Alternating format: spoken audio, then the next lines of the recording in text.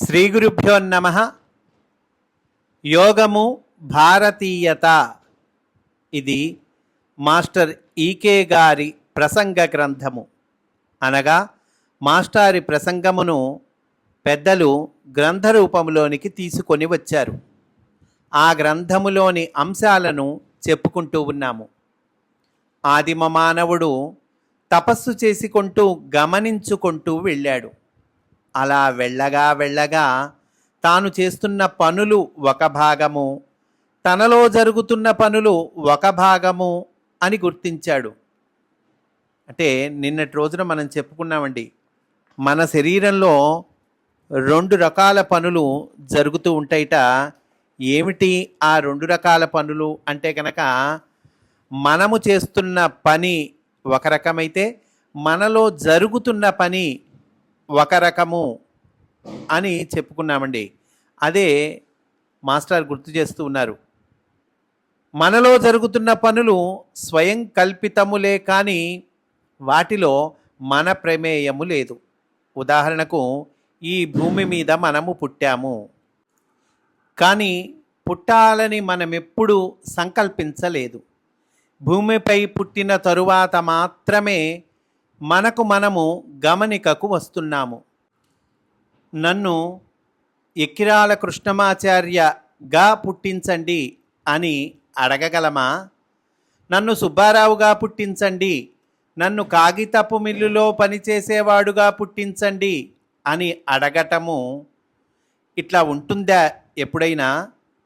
మనము కొంచెము పెద్దవాళ్ళమయ్యే వరకు మనము పుట్టినట్లే తెలియదు కదా.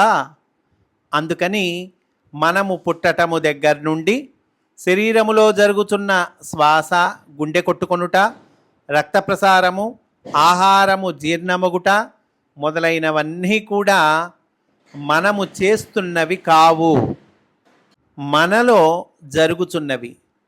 మనము చేస్తున్న పని ఒక భాగము, మనలో జరుగుతున్న పని ఒక భాగము.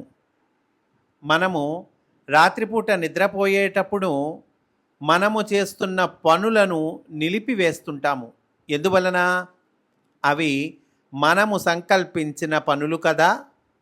కానీ మనలో జరుగుతున్న పనులు నిలిచిపోవు. మనము నిద్రపోతే మన శ్వాస కూడా నిద్రపోయిందనుకోండి, ఏమవుతుంది? అట్లాగే మనము నిద్రపోయినప్పుడు గుండె, రక్త ప్రసారము కూడా నిద్రపోయాయి అనుకోండి, ఏమి జరుగుతుంది? ఇక మళ్ళా మనము మెలకువలోకి వచ్చే అవకాశము ఉండదు. నిద్రపోతున్న జనం కోసము వేచి చూసి వాళ్లను తీసివేసి పూడ్చిపెట్టటమో లేదా కాల్చివేయటమో చేసేందుకై కొందరు జనం ఉండాలి. అట్లా ఉండదు. మనము నిద్రపోయినప్పుడు కూడా శ్వాస, గుండె, రక్త ప్రసారము వంటివి పనిచేస్తూనే ఉంటాయి. అట్లాంటప్పుడు ఈ ప్రక్రియలన్నీ మనకు చెందినవి అనవచ్చునా?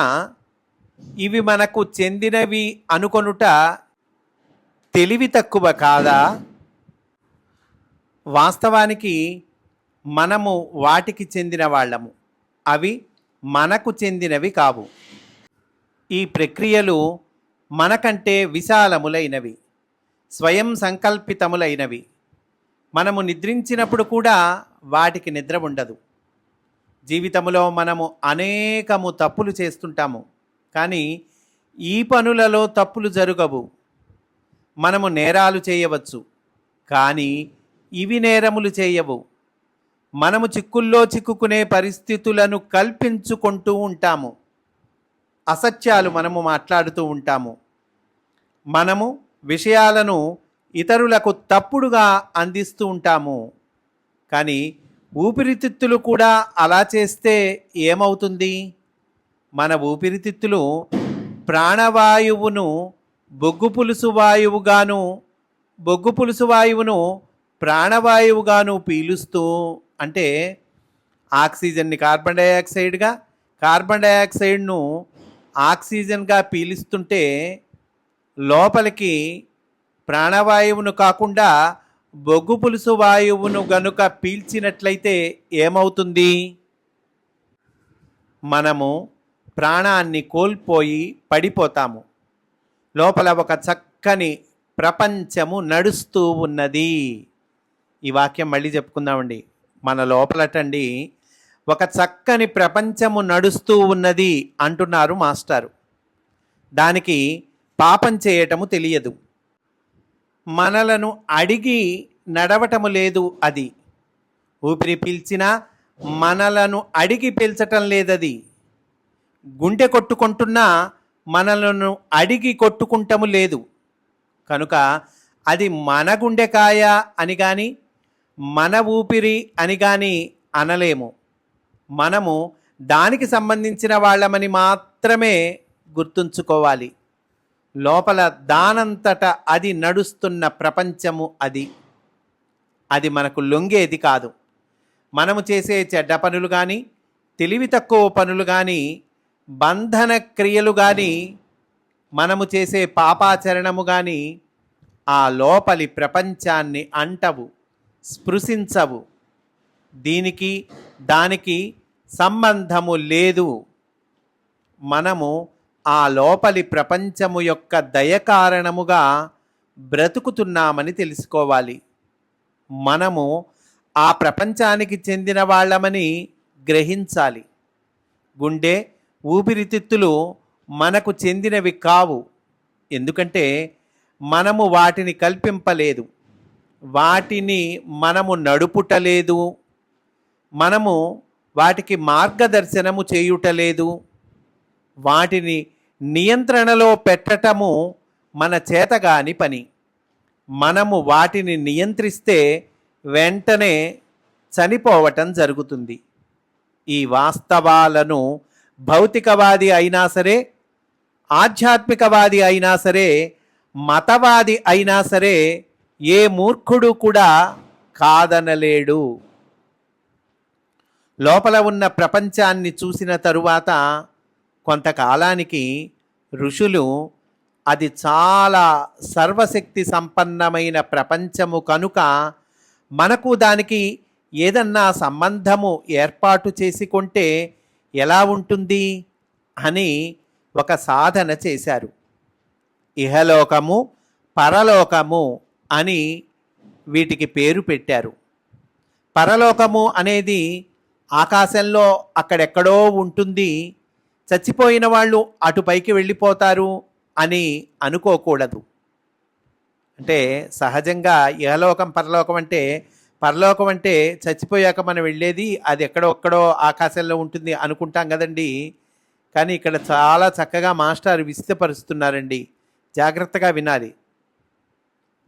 అట్లా అనుకోకూడదట. అతడు పరలోకమునకు ఏగెను అని పోయిన వాళ్ళను గురించి తెలియక వ్రాస్తుంటాము. అలా అయితే మరి ఆధ్యాత్మిక విద్య, యోగ సాధన చేసిన వాళ్ళందరూ కూడా మోక్షము పొందారుట అంటే వాళ్ళు టపా కట్టివేయటమేనా? అలా ఉండదు. మనకు తెలియక కొన్ని అనుకుంటుంటాము. ఇహలోకమంటే మనలో ఉన్న అధో ప్రపంచము. మన మనస్సు మీద, తెలివి మీద, ఇంద్రియముల మీద ఇది ఆధారపడి ఉండును. పరలోకమంటే మనలో ఉన్న ఊర్ధ్వ ప్రపంచము. ఇది మనస్సు, తెలివి, ఇంద్రియములకు అతీతముగా పనిచేయుచున్నది.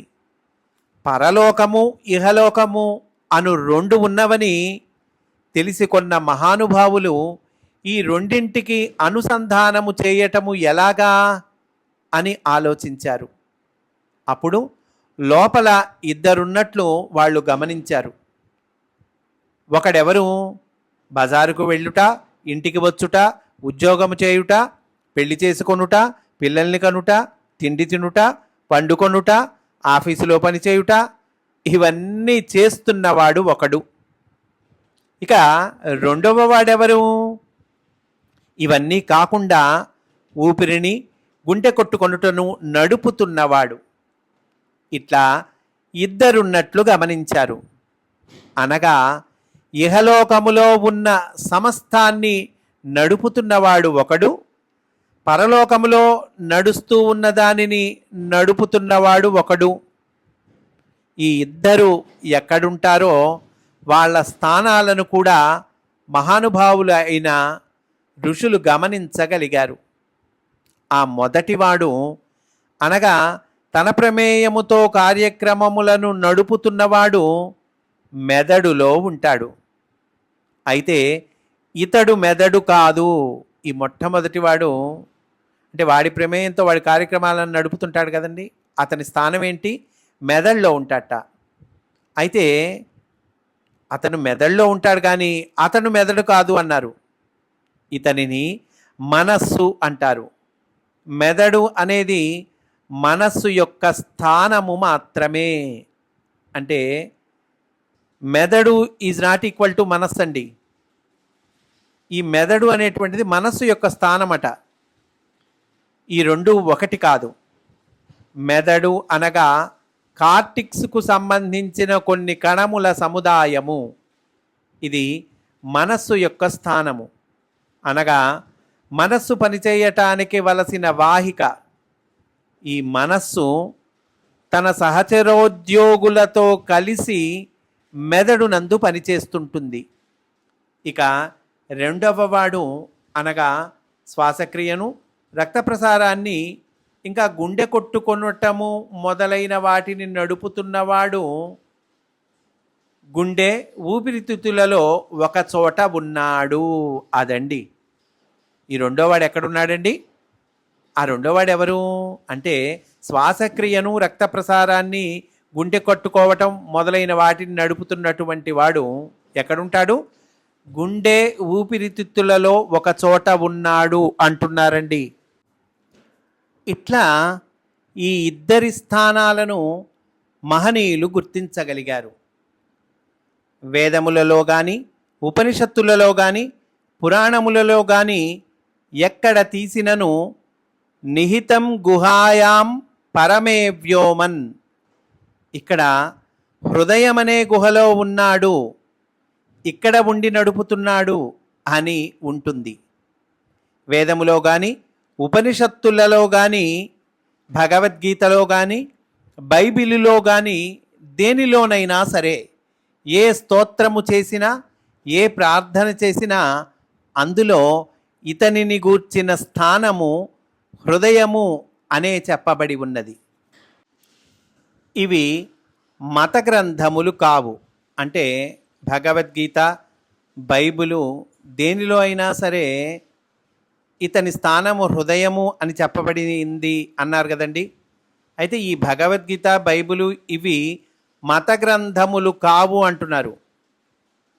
పిచ్చివాళ్ళు, మతముల వాళ్ళు వీటిని చంకర పెట్టుకొని తిరుగుతున్నారు కానీ వీటిని ఆధ్యాత్మిక గ్రంథములు అంటారు. మతానికి ఆధ్యాత్మ విద్యకు చాలా తేడా ఉన్నది. ఏనుగుకు పీనుగుకు ఉన్నంత తేడా ఉన్నది. మరి మతమనగా ఏమి? నేను నమ్మిన దానినే మీరు కూడా నమ్మాలి, లేదా మీరు నమ్మిన స్థితి నుండి నా నమ్మిన స్థితిలోనికి మతము మారాలి. నేను నమ్మిన వాళ్ళంతా దైవానికి సంబంధించిన వాళ్ళు, మిగతా వాళ్ళంతా పాపులు. ఇలా పద్ధతిగా ఉంటే మతం అంటాము. మనకు కావలసినది అది కాదు. ఇక్కడ మెదడులో ఏమున్నది అనగా మెదడులో ఎవడున్నాడు, హృదయంలో ఎవడున్నాడు? దీనికి మతము ఉండదు. అందుకనే నిజమైన గ్రంథాలలో చెప్పిన వాటిల్లో మతాల పేర్లు ఉండవు. ఎవ్వనిచే జనించు జగము అంటే శ్రీమద్భాగవతంలోని పద్యాన్ని ఇక్కడ మాస్టారు రిఫర్ చేస్తూ ఉన్నారండి. ఎవ్వనిచే జనించు జగము, ఇది ఏ మతమండి? ఏది కాదు కదా.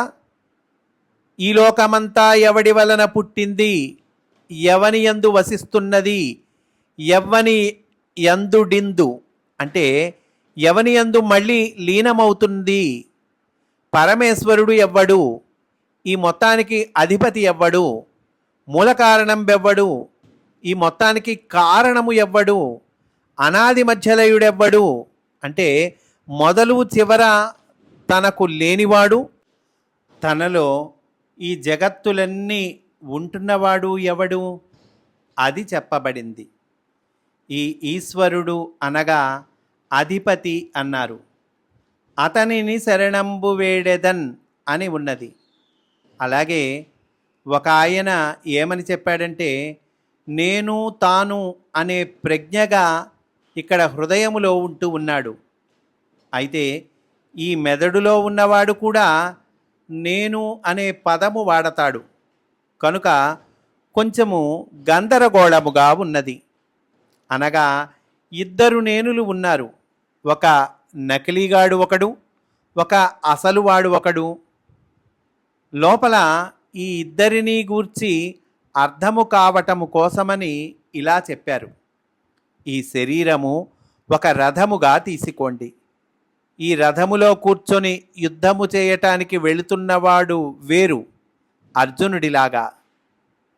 అతనికై రథము తోలుతున్నవాడు వేరు, ఇంకొకని వలె తోలేవాడు. ఇది మనకు అధ్యాత్మ విద్య అని చెప్పారు.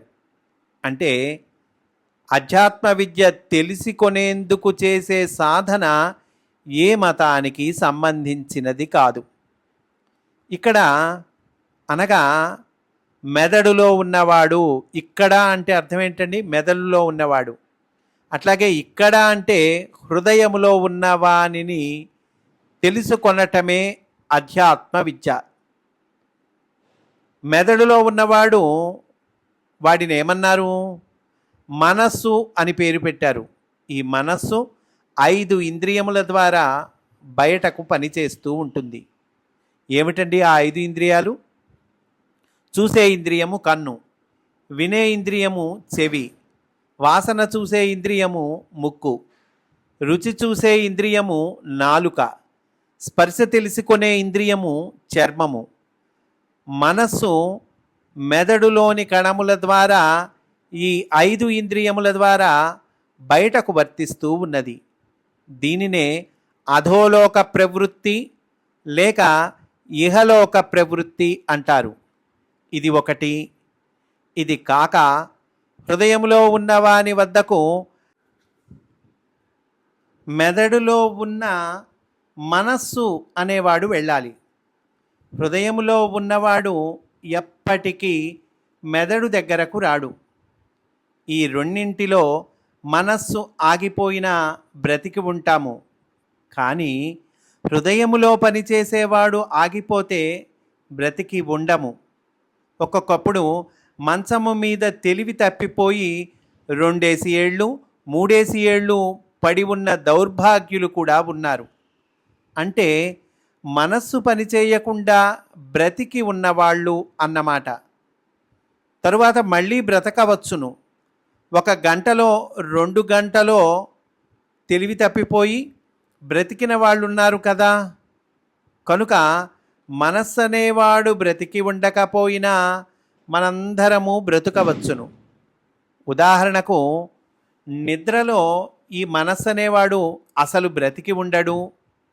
6 గంటలో 7 గంటలో లేదా 8 గంటలో నిద్రలో ఉండవచ్చును.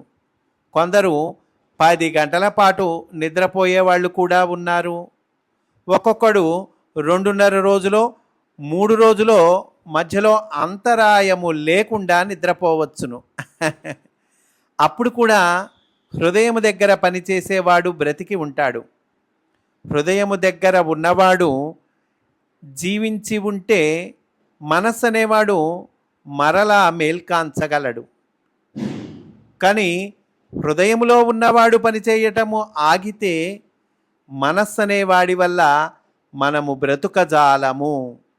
అనగా మనస్సు నిద్రపోతూ ఉంటే హృదయములో ఉన్నవాడు నడుపుతాడు, కానీ హృదయములోని వాడే పనిచేయటము ఆగిపోతే ఇంకా ఈ శరీరము అవతల పారవెయ్యటమే కదా. నిజమైన అర్థంలో ఒకని గుండె ఆగిపోదలచి ఆగిపోతే ఏ గుండె జబ్బుల వైద్యుడు కూడా మరలా గుండె దగ్గరకు అతనిని తీసుకొని రాజాలడు. అతడు దేహాన్ని వదిలిపెట్టి పోదలచినప్పుడు గుండె మార్పు చేసిన బ్రతుకు నిలబడదు. గుండెకు సంబంధించిన ఎట్టి శాస్త్రీయ సాంకేతిక పరిజ్ఞానమును ఉపయోగించిన బ్రతుకు నిలబడదు. ఈ గుండెలో పనిచేసేవాడు తన సంకల్పము ప్రకారము పోయేవాడు. శరీరము చెడిపోయిన తరువాత ఇందులో ఉండటము కోసం అతడు పరితపించడు, ఉండటాన్ని లక్ష్యపెట్టడు, ఏ డాక్టరుకు విధేయుడుగా ఉండడు. అతడు చాలా సంస్కారము కలవాడు. అయితే ఈ మెదడు దగ్గరన్న మనస్సు అనేటువంటి వాడు చాలా హేయంగా ప్రవర్తిస్తుంటాడు. ఇంకో 10 రోజులు బ్రతికితే బాగుండునని గిలగిలలాడుతుంటాడు. ఈ కుళ్ళిన శరీరములో ఇంకా బ్రతకకూడదని ఇతనికి తెలియదు. ఈ వాహనము ముసలిదైనా ఇది మంచిదే అనుకొని ఇంకా దీనిని వాడవచ్చును అనుకుంటుంటాడు. ఇతడు మూర్ఖుడు. హృదయంలో ఉన్నవాడికి ఇంతకంటే మంచిది వస్తుందని తెలుసు. అంటే హృదయంలో ఉన్నవాడికి ఇంతకన్నా మంచి శరీరం వస్తుందని తెలుసు. ఇంతకంటే మంచి శరీరములోనికి తాను ప్రవేశింపవచ్చుననియు లేదా దానిని తాను కల్పించవచ్చుననియు అతనికి తెలుసు. అందుకని బాగా గమనించుకొని పెద్దవాళ్ళు ఏమి చేశారంటే మనస్సు అనేవాణ్ణి హృదయము దగ్గరకు వచ్చే పద్ధతి చెయ్యమన్నారు. మెదడు వద్ద ఉన్న వానిని హృదయము వద్దకు తీసుకొని రావాలి. ఈ రెంటిని కలపటాన్ని యోగము అన్నారు. దానికి కావలసిన ప్రయత్నాన్ని యోగ విద్య అన్నారు. దాని సైన్సును యోగశాస్త్రము అన్నారు. అభ్యాసము చేస్తున్నప్పుడు దానిని యోగ విద్య అన్నారు. పుస్తకము చదువుతున్నప్పుడు యోగశాస్త్రము అంటారు. ఈ రెండు కలిస్తే యోగము. ఇదే అనుభూతికి వచ్చినప్పుడు యోగానుభూతి లేక యోగ జీవనము అంటారు. యోగం అంటే అర్థమేమిటి? కొంతమంది యూనియన్ అని తప్పుడుగా అనువాదం చేశారు. యూనియన్ అనే మాట సరికాదు. మన ఊళ్ళో 14 యూనియన్లు ఉన్నాయనుకోండి, అనగా యూనియన్ ఒక్కటే లేదు. యూనియన్ అంటే ఎన్ని ఉండాలి? ఆ మాటకు అర్థమేమిటి? అది ఒక్కటే ఉండాలి. విశాఖపట్నం లాంటి ఊళ్ళో 400 యూనియన్లు, వివిధ యూనియన్లు ఉంటాయనుకోండి, అనగా మనుషుల మధ్య యూనియన్ అనేది ఏమాత్రమూ లేదు. అంటే కదండి, యూనియన్ అంటే ఏకత్వం కదా. 400 యూనియన్లు ఉన్నాయి అంటే అర్థం ఏంటండి? మనుషుల మధ్య యూనియన్ అనేది ఏమాత్రమూ లేదు. కారణము, మనము అమెరికా లేదా రష్యా లేదా ఏదో ఇతర దేశము చేత నియంత్రింపబడుతున్నాము. మనకు ఎన్నో యూనియన్లు ఉండటమే వాళ్ళ అభిమతము. మనము మూఢులమని వాళ్లకు తెలుసు. యూనియన్లు ఎన్నో ఉండటము వల్ల యూనియన్ ఉన్నట్లు లెక్క కాదు. కానీ మనము వాటిని ఇంకా యూనియన్లనే పిలుస్తున్నాము. యోగానికి సంబంధించిన సందర్భములో ఒకే యూనియన్ ఉండాలి. తప్పుడు అర్థము పనికిరాదు. యోగమనగా యూనియన్ కాదు. యోగమనగా మనలోని ఊర్ధ్వ అధోలోకాలకు నడుమ అనుసంధానము అని అనువాదము చేయనగును. చూడండి, ఈ వాక్యం మళ్ళీ చెప్పుకుందామండి. యోగం అంటే ఏంటండి? మనలోని ఊర్ధ్వ అధోలోకాలకు నడుమ అనుసంధానము అని అనువాదము చేయదగును అంటున్నారండి మాస్టారు. కొంతవరకు ఈ అనువాదము సరి అయినది. అయినను ఇది కూడా యోగం అనే పదానికి సమగ్రమైన అర్థము కాదు. ఇహలోక పరలోకాలకు సంబంధించిన లోపల ఉన్న జీవుడు ఈశ్వరుడు. అంటే ఇహలోకానికి సంబంధించిన వాడు జీవుడు అనుకుంటే, పరలోకానికి సంబంధించిన వాడు ఈశ్వరుడు అండి. ఇహలోక పరలోకాలకు సంబంధించి లోపల ఉన్న జీవుడు ఈశ్వరుడు, వీరిద్దరికీ అనుసంధానము జరిగి ఏకత్వము రావటాన్ని యోగము అన్నారు పెద్దలు. ఈ మొదట చెప్పుకున్నవాణ్ణి జీవుడు అంటారు. ఈ రెండవ మాట చెప్పుకున్నవాణ్ణి ఈశ్వరుడు అంటారు. జీవుడంటే జీవించువాడు, ఈశ్వరుడు అనగా అర్థమేమి? అధిపతి, అధికారి అని అర్థము. జీవుడు లోపల ఉండేవాడు, ఈశ్వరుడు అధిపతి. కారణము, బ్రతుకంతటి మీద ఆయనకు నియంత్రణము ఉన్నది. లోపల పనిచేసే వివిధ ప్రజ్ఞలను ఇక పనిచేయవద్దు అని ఆయన ఆదేశిస్తే చాలు, శరీరము శవమవుతుంది. ఆయన బ్రతుకును సాగిద్దామనుకుంటే వీళ్ళందరూ కూడా జీవిస్తారు. కనుక ఆయనయే అధిపతి. జీవునకు ఈశ్వరునకు అనుసంధానమును గూర్చు విద్యయే యోగ విద్య అంటూ ఉన్నారండి మాస్టారు. ఈరోజు ఇక్కడితో పూర్తి చేసుకుందాము. స్వస్తి. వాసుదేవా.